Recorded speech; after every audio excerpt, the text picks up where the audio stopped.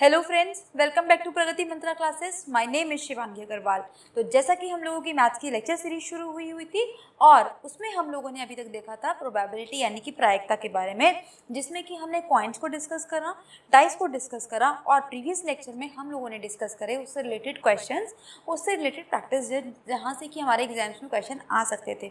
आज हम क्या देखने वाले हैं स्टूडेंट्स? आज हम देखेंगे कि आखिर इस प्रोबेबिलिटी का हमारी डेली लाइफ से किस तरीके से लिंकअप है, कैसे ये दोनों चीज़ें आपस में कनेक्टेड हैं, किस तरीके से प्रोबेबिलिटी को अपनी डेली लाइफ में हम यूज़ करते हैं या देखते हैं अपने चारों तरफ, उसके बारे में बात करेंगे। तो जैसे कि जब हमारे एग्जाम्स होते हैं, ठीक है, तो एग्जाम्स होने में चांसेस क्या होते हैं? जो हमारी क्लास के टॉपर होते हैं, है ना, हम लोग यही सोचते हैं ना कि पता नहीं इस बार टॉपर कौन बनेगा, हो सकता है ये भी टॉपर बन जाए, हो सकता है ये भी टॉपर बन जाए, ठीक है। लेकिन अगर हम देखें तो एक क्लास में अगर हमारे पास मान लो कि 40 स्टूडेंट्स हैं तो उन सबके टॉप करने की जो प्रोबेबिलिटी होती है वो तो बराबर ही होती है, क्योंकि कभी कभी तो ऐसा होता है ना कि जिस बच्चे को क्लास में कोई रिकॉग्नाइज नहीं करता, मान लो वो शैतानी भी नहीं करता, बातें भी नहीं करता, किसी चीज़ में पार्टिसिपेट भी नहीं करता, वो भी टॉप कर जाता है। तो अगर उस केस में प्रोबेबिलिटी देखें तो सारे बच्चों के में इक्वल मिलती है। लेकिन और भी केसेस हैं, जैसे कि फॉर एग्जांपल जब हम लॉटरी वगैरह डालते हैं, लकी ड्रॉ डालते हैं, तो उसमें क्या प्रोबेबिलिटी होती है कि हमारे जो लकी ड्रॉ का नंबर है वो ही जीते।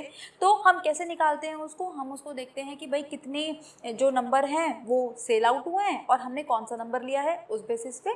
तो ऐसे ही हमारे पास बहुत सारे केसेस होते हैं जिसमें हम निकालते हैं। तो इन्हीं चीज़ों पर बेस्ड आज हम देखेंगे क्वेश्चंस कि किस तरीके से हम इन चीज़ों को कैलकुलेट करते हैं। तो आज का जो हमारा सेशन होने वाला है डायरेक्टली वो एक तरह का हमारा क्वेश्चन सेट, प्रैक्टिस सेट होगा, ठीक है। और जहाँ पे जो हमारे कॉन्सेप्ट होंगे वो कौन से यूज़ होंगे? जो हमने डाइस वाले पार्ट में देखे थे, हमने जो अपने कॉइन्स वाले पार्ट में देखे थे, उन्हीं कॉन्सेप्ट को यूज़ करते हुए, और जहाँ जिस क्वेश्चन में नया कॉन्सेप्ट यूज़ होगा वो मैं आपको वहीं पे क्लियर कराती हुई चलूँगी।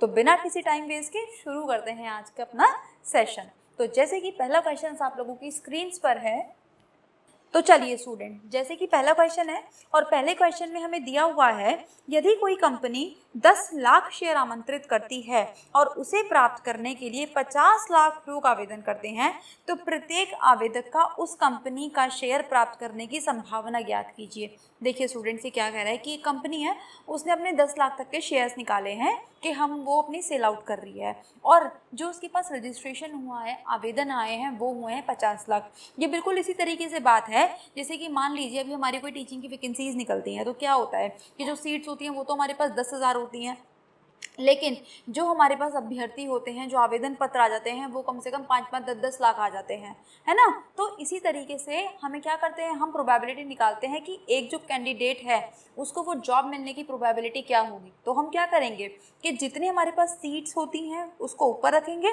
और जो टोटल आवेदन हमारे पास आए उनको हम नीचे रख के दोनों को डिवाइड कर देंगे और वही हमारी हो जाएगी प्रोबेबिलिटी। तो वही सेम कॉन्सेप्ट हमें अपने इस क्वेश्चन में भी यूज़ करना है। तो देखिए हमारे पास जो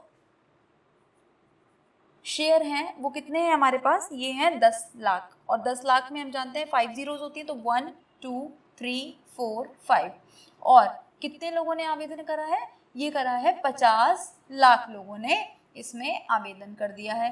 तो अगर हम ध्यान से देख पा रहे हैं तो सारी जीरो से आपस में कैंसिल हो जाएगी और जो आंसर है वो आ जाएगा हमारे पास 1/5, और यही हो जाएगा हमारे पास हमारा आंसर। तो अगर आप ध्यान से देखो तो ये वाला जो टॉपिक है ना स्टूडेंट्स, हमारी पूरी बुक का सबसे इजी टॉपिक और सबसे ज़्यादा स्कोरिंग टॉपिक है। इसमें आप पूरे के पूरे नंबर ला सकते हो, और इसमें ना तो कोई आपको बहुत हार्ड एंड फास्ट कैलकुलेशन करनी है, ना कोई बहुत ज़्यादा ये भी नहीं है कि बहुत कॉन्सेप्ट हमारा बहुत टफ है, हमें बहुत लॉजिक लगाना पड़ रहा है। बहुत ईजी सी चीज़ें हैं, इसे हम अपनी डेली लाइफ में भी बहुत आसानी से देख पाते हैं। तो कोशिश करिए कि इस चैप्टर से चाहे आपका 1 नंबर का क्वेश्चन आए चाहे 2 नंबर का है, आप इसमें पूरा पूरा स्कोर कर पाएँ। तो देखिए अब हम बात करते हैं सेकंड क्वेश्चन की। तो सेकंड क्वेश्चन हमसे क्या कहता है, एक थैले में 6 लाल और 3 काली गेंदें हैं। ये जो गेंद वाले क्वेश्चन है ना, ये तो बहुत ही इंपॉर्टेंट है इस चैप्टर से, तो इनको बिल्कुल ध्यान से देखेंगे हम। इसने क्या कहा कि 6 तो हमारे पास है रेड बॉल्स और 3 है हमारे पास ब्लैक बॉल्स। अब इसने हमसे क्या पूछा है स्टूडेंट्स? इसने बोला है कि हमारे पास एक बैग है, उसमें हमने 6 लाल बॉल और 3 हमने काली बॉल डाल दी हैं। अब इसने बोला है कि एक काली गेंद यादृच्छा निकालने की प्रायिकता ज्ञात कीजिए। यादृच्छा का मतलब होता है स्टूडेंट्स कि हम रैंडमली कोई भी बॉल निकालने हैं बिना देखे, ठीक है, बस मैं बैग में हाथ डालूंगी, उस थैले में हाथ डालूंगी और बिना देखे कोई भी एक बॉल निकाल लूंगी, तो हमें ये बताना है कि वो एक ब्लैक बॉल ही होगी, इसकी हमें बतानी है प्रोबेबिलिटी। तो देखिए स्टूडेंट्स, हम देखेंगे कि ब्लैक बॉल हमारे पास कितनी है, ठीक है, तो हम देख पा रहे हैं कि जो ब्लैक बॉल हैं वो हैं हमारे पास 3, और जो टोटल बॉल्स हैं वो हमेशा नीचे आती हैं, तो वो हो जाएंगी हमारे पास 3 + 6 यानी कि 3/9, यानी कि आंसर आ जाएगा 1/3। इसी तरीके से अब आप सोच के देखो, अगर वो आपसे रेड बॉल की भी निकलवा लेता, फिलहाल तो क्वेश्चन में आपसे ब्लैक बॉल की निकलवाई गई है, लेकिन आप सोच के देखो कि अगर वो आपसे रेड बॉल की भी निकलवा लेता, फिर हम कैसे निकालते, तो हम ऊपर रख देते 6 और नीचे फिर से 3/6 ही आता, तो आंसर क्या बन जाता 6/9, यानी कि आंसर क्या बन जाता 2/3। ठीक है जी, तो इस तरीके से हम अपनी ब्लैक बॉल की या फिर रेड बॉल की जो प्रोबेबिलिटी, जो प्रायिकता थी, वो हम निकाल सकते हैं। इसी तरीके से हम देखते हैं अपना नेक्स्ट क्वेश्चन। तो देखिए नेक्स्ट क्वेश्चन में हमें क्या दिया हुआ है कि एक कक्षा में टोटल 12 विद्यार्थी हैं, मतलब जो हमारे पास टोटल स्टूडेंट्स हैं, वो कितने हैं 12, और ये हमारा आज का तीसरा क्वेश्चन, और जिसमें कि बोला गया है कि 5 लड़के हैं, जो 5 हैं वो बॉयज़ हैं हमारे पास और शेष लड़कियां हैं, यानी कि हमें ये नहीं पता कि गर्ल्स कितनी हैं, और उसने हमसे क्या पूछा है कि हमें लड़की को आने की, मतलब कि अगर उसमें से हम एक चूज़ करें बच्चे को तो वो एक लड़की हो, इस बात की प्रोबेबिलिटी बताइए।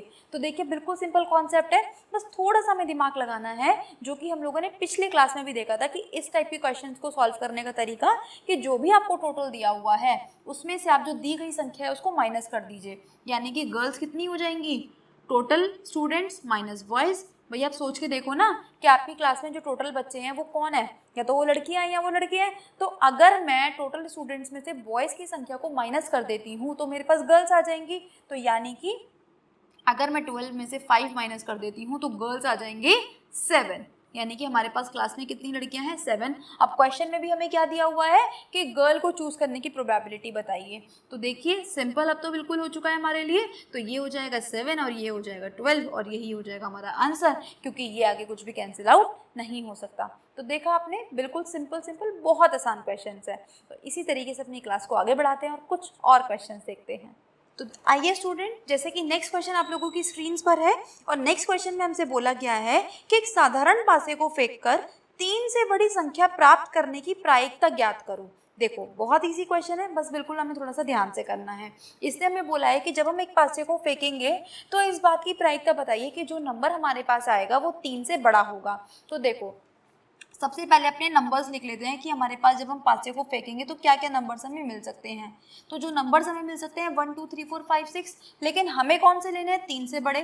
3 से बड़े कौन से नंबर है हमारे पास 4 5 6, यानी कि जो हम नंबर आ सकते हैं या जो नंबर हमें चाहिए वो कौन से हैं 1 2 3, इस तरीके से। और टोटल नंबर कितने हैं हमारे पास 6, यानी कि आंसर आ चुका है हमारे पास 1/2। तो यानी कि इस बात की प्रोबेबिलिटी 1/2 है कि जो हमारा नंबर है वो हमारा 3 से बड़ा है। इसी तरीके से नेक्स्ट क्वेश्चन हमें दिया हुआ है कि एक सिक्के को हमने 1000 बार उछाला, ठीक है। अब क्या दिया हुआ है, जो हमने सिक्के को उछाला वो कितना था 1000 बार था टोटल, और इसने कहा कि हमारे पास 455 बार चित आया, यानी कि जो टेल्स आए हमारे पास वो आया 455 बार। अब ये हमसे क्या कह रहा है कि ज्ञात कीजिए कि पट आने की हमारे पास प्रतिशतता में बतानी है, ठीक है। तो हमारे पास दो ही चीजें हो सकती हैं, तो चित या पट, दो ही चीजें हो सकती हैं। तो देखिए अब क्या हो रहा है यहाँ पे कि जो चित है हमारे पास, ये सॉरी हेड्स होगा, ठीक है, तो ये हमारे पास आया 455 टाइम्स। अब हमें क्या निकालना है, पट आने की बात बतानी है, यानी कि प्रतिशतता बतानी है। लेकिन प्रतिशतता बताने से पहले हमें ये भी तो पता होना चाहिए कि ये टी कितनी बार आया। अब हम ये निकाल सकते हैं मैम, अब तो हम ये सीख चुके हैं। कैसे सीख चुके हैं, तो हम क्या करेंगे मैम कि इसमें से ना 455 को माइनस करेंगे, क्योंकि अब हम ऐसे क्वेश्चंस खुद से भी कर चुके हैं, आपने बता दिया हमें। तो बस अब हम यहाँ पे हमने इसको माइनस कर दिया, यानी कि ये आ गया हमारे पास 545। अब मैम अब तो हम प्रतिशत निकालना भी सीख चुके हैं। कैसे निकालते थे, ये जो हमारे पास जो हमें चाहिए वो ऊपर, ठीक है। अब देखिए जो टोटल होता था वो नीचे और मल्टीप्लाई कर देते हैं मैम 100 से, तो ये 0 से 0 कैंसिल, यानी कि आंसर आ चुका है 54.5%। तो चित आने की जो हमारे पास परसेंटेज है स्टूडेंट्स वो है हमारे पास 54.5%। तो आई होप अब आप लोग चाहे वो आपसे कैसा भी क्वेश्चन दे दे, किसी भी तरीके से क्वेश्चन दे दे, क्योंकि मैंने आपको यहाँ पे हर टाइप के क्वेश्चंस की प्रैक्टिस करा चुकी हूँ। मैं आपसे बार बार ये चीज़ बोल रही हूँ कि अगर आप मेरी वीडियोस को ध्यान से देखते हैं, हर एक क्वेश्चन को ध्यान से समझते हैं, कॉन्सेप्ट ध्यान से समझते हैं, तो आपको इसके अलावा अपने एग्जाम में कुछ भी करके जाने की ज़रूरत नहीं है। मुझे पता है कि बीटीसी के जो स्टूडेंट्स हैं उन्हें मैथ्स में बहुत दिक्कतें आती हैं, ठीक है, बहुत डर भी लगता है बहुत सारे स्टूडेंट्स को, क्योंकि ऐसा होता है कि बहुत लंबे टाइम से हम मैथ्स से जुड़े हुए नहीं होते। कई स्टूडेंट्स ने 8th में क्लास में, कईयों ने 10th में अपनी मैथ्स को छोड़ दिया होता है। लेकिन अगर आप मेरी वीडियोज़ को देखते हैं तो मैं आपको बिल्कुल बेसिक से, मतलब मैं ऐसा मान के चल रही हूँ कि शायद आप पूरी मैथ्स भी भूल चुके हैं, तो अगर आप मेरी वीडियोस को ध्यान से देख रहे हो तो उस बच्चे को भी समझ में आएगा जिसे मैथ्स में कुछ भी नहीं आता ना, वो भी इस वीडियोस को देख के ध्यान से अपने मैथ्स में बहुत अच्छा स्कोर ला सकता है। और सबसे बड़ी बात कि मैं आपको कॉन्सेप्ट भी यहीं पे करा रही हूँ, प्रैक्टिस भी यहीं पे करा रही हूँ, हर एक चीज़ मैं आपको यहाँ पे करा रही हूँ। तो बस मैं आपसे इतना कहूँगी कि आप मेरे इन वीडियोस को बिल्कुल ध्यान से देखिए, ठीक है, एक एक क्वेश्चन को ध्यान से करिए। डाउट है तो आप मुझसे टेलीग्राम पे भी पूछ सकते हैं। चलिए अब हम देखते हैं आज का अपना नेक्स्ट क्वेश्चन। तो देखिए स्टूडेंट, नेक्स्ट क्वेश्चन बड़ा इंटरेस्टिंग, क्या दिया हुआ है, इसने बोला कि समुद्र पार जाने वाले 100 जहाज़ों में से लगभग 50 जहाज़ डूब जाते हैं, ठीक है। मतलब इसने क्या बोला कि अगर समुद्र को पार करने वाले जो जहाज हैं वो 100 हैं, लेकिन उसमें से 50 ऐसे ही हैं जो रास्ते में ही डूब जाते हैं। तो इसने बोला कि समुद्र पार जाने वाले किसी जहाज के डूबने की प्रायिकता क्या होगी, इसने हमसे ये चीज़ पूछी है। अब एक बात बताओ कि इसने क्या बोला कि जो समुद्र पार जाने वाले हैं, ठीक है, उनकी जो प्रायिकता है वो क्या होगी। तो अब एक बात बताओ मुझे कि टोटल यहाँ पे कितने हैं हमारे पास, टोटल है हमारे पास यहाँ पे 100, ठीक है। अब जो डूब जाते हैं, जो डूब जाते हैं वो कितने हैं हमारे पास, 50, ठीक है। तो अब देखिए, अब इसने हमसे पूछा है कि इन्हीं जहाज़ों की आप हमें प्रायिकता बता दो। तो प्रायिकता निकालने का हम जानते हैं सूत्र, सीधा सीधा, कि जो चीज़ हमारे पास कंडीशन है उसको हम ऊपर रखेंगे, जो टोटल कंडीशन है उनको हम नीचे रखेंगे और इसको हम सॉल्व करेंगे, तो ये आएगा हमारे पास 1/2। अब लेकिन यहाँ पे एक चीज़ देखिए आप कि ऑप्शंस में ना आपको क्या दिया हुआ है, 50/100 ही दिया हुआ है। तो ये चीज़ आपको ध्यान रखनी है। एग्जामिनर सिर्फ आपको कंफ्यूज करने के लिए क्या करेगा कि यहाँ पे आपको 50/100 ही उसने छोड़ दिया है, तो आपको भी जो अपना ऑप्शन लगा के आना है वो 50/100 ही लिख कर आना है। ऐसा मत करके आना कि इनमें से कोई नहीं, ठीक है। ऑप्शन तो है, बस उसने हमें सॉल्व करके नहीं लिखा हुआ, तो उस अकॉर्डिंग जो हमारा ऑप्शन है वो हो जाता है हमारा ऑप्शन नंबर 1 एकदम ठीक। चलिए अब हम देखते हैं आज का अपना सबसे लास्ट और सबसे इम्पॉर्टेंट क्वेश्चन अभी तक का। अब देखिए इस क्वेश्चन में क्या होने वाला है स्टूडेंट्स कि वो आपको एक ही क्वेश्चन देगा और इसी क्वेश्चन में से वो आपको सब पार्ट्स बना के दे देगा कि फर्स्ट पार्ट का आंसर निकालो, सेकंड पार्ट का आंसर निकालो, थर्ड पार्ट का आंसर निकालो, ठीक है। ये क्वेश्चन बहुत ईजी होता है, बस आपको ना ध्यान से क्वेश्चन को पढ़ना है और एक एक पार्ट को सॉल्व करते जाना है। तो चलिए करते हैं अपना आज का लास्ट क्वेश्चन।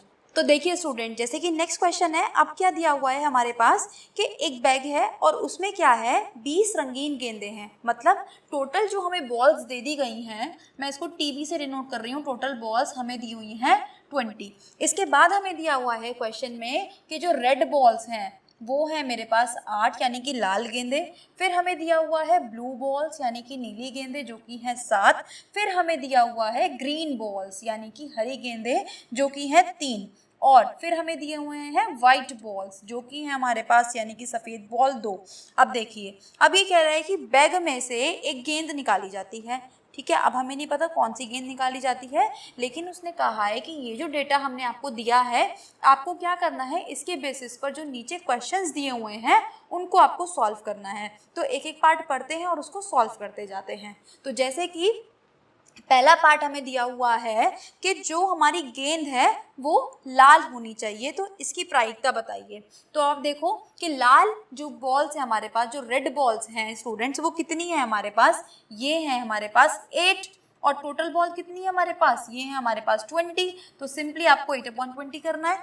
अब देखिए 8/20 क्योंकि हमारे ऑप्शंस में नहीं है, यानी कि हमें इसको कैंसिल आउट भी करना पड़ेगा, इसको हमें सिंपलेस्ट फॉर्म में लाना पड़ेगा। तो मैं इसको 4 से कैंसिल आउट कर सकती हूँ, तो ये आ जाएगा 2 और ये आ जाएगा 5। और इस अकॉर्डिंग हमारा क्वेश्चन जो ऑप्शन बन जाता है वो हो जाता है ऑप्शन नंबर 2। एक चीज़ और मैं आपको यहाँ पे बताना चाहती हूँ चेक करने के लिए। देखो एक चीज़ का ध्यान रखना, कभी भी ज़िंदगी में किसी भी चीज़ की जो प्रोबेबिलिटी होती है वो 1 से ज़्यादा नहीं आ सकती। चाहे तो आप इस बात को नोट बना के लिख सकते हैं। क्वेश्चन आपसे एग्जामिनर इस तरीके से पूछ सकता है कि कोई भी एक इवेंट है, ठीक है, तो क्या उसकी प्रोबेबिलिटी 5/2 हो सकती है? तो आंसर आएगा नहीं। क्यों नहीं हो सकती? जबकि मुझे इसके बारे में कुछ नहीं पता, ये भी नहीं पता कि वो क्या इवेंट बोल रहा है, ये भी नहीं पता टोटल क्या है, लेकिन मैं ये जानती हूँ कि ये मेरा आंसर नहीं हो सकता।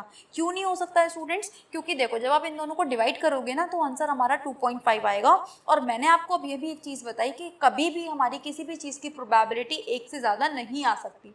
मैक्सिमम, अधिकतम वो उसकी जो वैल्यू है वो 1 हो सकती है। तो हम इस चीज़ का ध्यान रखेंगे, ये हमारे आंसर्स में हमें हेल्प करेगा चेक करने में।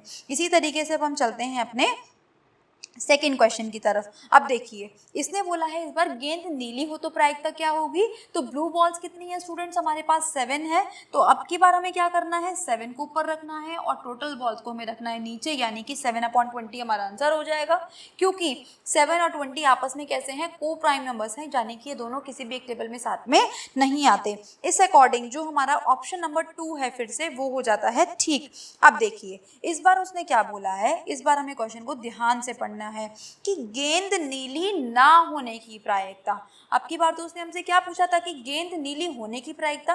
नेक्स्ट क्वेश्चन में हमसे निकलवा रहा है गेंद नीली ना होने की प्रायिकता। अब इस पार्ट को आप ध्यान से समझिए क्योंकि मैं आपको इस पार्ट के 2 मेथड बताने वाली हूँ, ठीक है। देखो अगर ये क्वेश्चन हमारे पास बेसिक होता, अगर हमने अभी तक के 2 पार्ट ही सॉल्व नहीं किए होते, तब हम इस क्वेश्चन को कैसे कर सकते थे? तब हम देख सकते थे कि कैसे करें कि ब्लू बॉल को हटा दो आप फिलहाल के लिए और बाकी सबको प्लस कर लो। ठीक है, मैंने क्या बोला कि ब्लू बॉल को हटा दो बाकी सबको प्लस कर दो, तो ये हमारे पास हो जाएंगे 8 और 2 10 और 13, यानी कि PE0 ये हो जाएगा हमारे पास 13/20। एक चीज़ को और ध्यान रखिए, ये जो मैंने ऊपर बार लगाया है इसका मतलब होता है किसी भी इवेंट को जब हम नहीं होने देना चाहते हैं। ठीक है, तो देखो पहली प्रोबेबिलिटी हमने किस तरीके से निकाली कि हमने देखा red plus green plus white, ये कितनी हो गई? 13। ठीक है, और हमने आंसर लिख दिया 13/20। लेकिन क्योंकि हम पहले से निकाल चुके थे कि ब्लू बॉल आने की प्रोबेबिलिटी कितनी है 7/20, तो यहीं से मैं डायरेक्टली आंसर निकाल सकती थी कि ना होने की प्रोबेबिलिटी के लिए मैं क्या कर सकती थी, जो मेरे पास आंसर आया इसको मैं 1 से माइनस भी कर सकती थी। अब देखिए एलसीएम ले लोगे तो ये हो जाएगा 20 - 7 यानी कि ये हो गया 13/20। तो अब आपकी मर्जी है, चाहे तो आप इस मेथड से करिए चाहे आप इस मेथड से करिए, आपके ऊपर डिपेंड करता है, आपको जैसे समझ में आता है जैसे अच्छा लगता है उस तरीके से कर सकते हैं। आंसर आप देख ही चुके हैं, एकदम सेम आएगा। तो देखो मैंने इस पार्ट में क्या करा, इसने मुझसे नहीं होने की पूछी थी ना, तो मैंने होने की निकाल दी और उसको 1 में से माइनस कर दिया। मैंने क्या करा कि मैंने होने की निकाल दी पहले ब्लू बॉल्स को और फिर मैंने उसको 1 में से माइनस कर दिया, तो मेरे पास क्या आ गई? ना होने की आ गई। बिल्कुल इसी तरीके से आप किसी इवेंट की होने की या ना होने की प्रोबेबिलिटी बता सकते हो। देखो यहीं पे आप एक चीज़ समझो कि मान लो कि क्वेश्चन होता कि किसी गेंद को, मैं अब इस क्वेश्चन से बिल्कुल अलग क्वेश्चन समझा रही हूँ, इसको ध्यान से देखिए कि किसी गेंद को निकालने की प्रायिकता 1/5 है, तो उसके ना निकाले जाने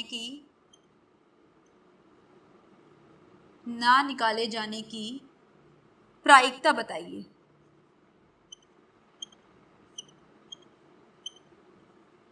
देखो जब भी आपके पास ऐसा क्वेश्चन आ जाए कि आपको यहाँ पे निकालने वाली प्रायिकता दी हुई हो और ना निकालने की प्रायिकता वो आपसे पूछ रहा हो, तो क्या करना है ऐसे क्वेश्चन में कि आपको सिर्फ इस वैल्यू को 1 में से माइनस करना है। जैसे ही आप इसको 1 में से माइनस करोगे एलसीएम लेके, एलसीएम 5 आ जाएगा, ये हो गया 5 - 1 यानी कि आंसर आ चुका है 4/5।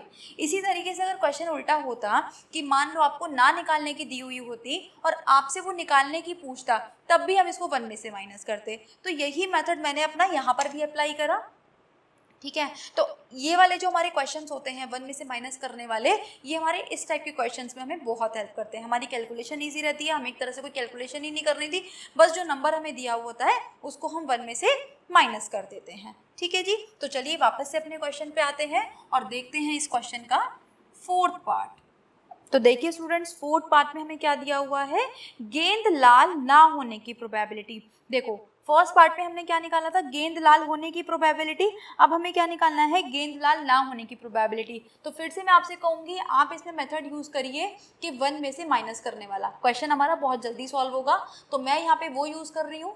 आप चाहें तो क्या कर सकते थे कि हम लाल वाली को छोड़ के बाकी सबको प्लस करके 20 से डिवाइड कर सकते थे। तो देखो जब हम यहाँ पे एलसीएम लेंगे तो 5 - 2/5 यानी कि आंसर हो जाएगा हमारे पास 3/5। ये था हमारे पास हमारा 4th पार्ट। इसी तरीके से हम देखते हैं अपना 5th पार्ट, और इसमें हमें बोला है कि गेंद हरी होने की प्रोबेबिलिटी। तो देखिए सिंपल एकदम, गेंद हरी होने की हमें दिखाई दे रहा है कि यहाँ पे सॉरी ये हमारे पास 3, तो यानी कि ये हो गया हमारे पास 3/20। इसी तरीके से इसके जस्ट नेक्स्ट पार्ट में हमें दिया हुआ है गेंद हरी ना होने की प्रायिकता। तो फिर से 2 तरीके, आप चाहे तो ग्रीन वाली को छोड़ के इन सबको प्लस कर लीजिए और अपॉन में लिख दीजिए, चाहे आप इसको 1 में से माइनस करके देख लीजिए, आंसर एकदम सेम ही आने वाला है। तो मैं यहाँ पे 1 में से माइनस आने वाला यूज़ कर रही हूँ, यानी कि 1/1 - 3/20। एलसीएम लेंगे 20 - 3/20, यानी कि आंसर आ चुका है 17/20। इस अकॉर्डिंग हमारा ऑप्शन हो जाता है ऑप्शन नंबर 4 एकदम ठीक। तो यहाँ पे स्टूडेंट्स हम लोगों ने अपना जो प्रोबेबिलिटी का चैप्टर था उसको एकदम बहुत अच्छे से और हर एक टाइप के क्वेश्चंस के साथ हमने उसको यहाँ पर कंप्लीट किया है। आई होप आपको ये लेक्चर अच्छा लगा होगा, प्रोबेबिलिटी का पूरा सेशन पसंद आया होगा। लेकिन फिर भी मैं आपसे बार बार कहूँगी कि प्रोबेबिलिटी जब आप पढ़ना शुरू करें, अगर आप ये पहला लेक्चर मेरा देख रहे हैं तो आप एकदम पॉइंट वाले से, ठीक है, वहाँ से शुरू करिए और तब आप यहाँ तक आइएगा। ठीक है, तो मिलते हैं नेक्स्ट क्लास में, तब तक पढ़ते रहिए और चैनल पर नए हैं तो उसको सब्सक्राइब कर दें, बेल आइकन को प्रेस कर दें। तो और कोई डाउट है तो आप टेलीग्राम सेशन पर भी पूछ सकते हैं। तो मिलेंगे नेक्स्ट क्लास में। All the very best.